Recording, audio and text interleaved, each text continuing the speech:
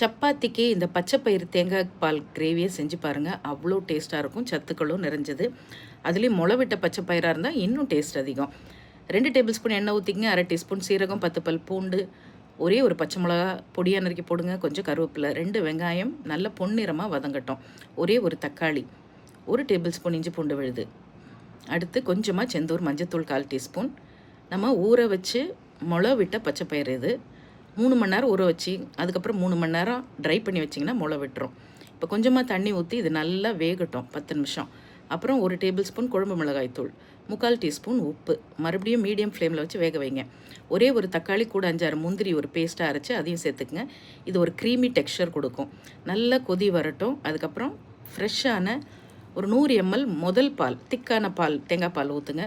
பொடியாக நறுக்கின கொத்தமல்லி சேர்த்து கலந்து விட்டு இறக்கி சாப்பிட்டு பாருங்கள். டேஸ்ட்டு அவ்வளோ சூப்பராக இருக்கும்.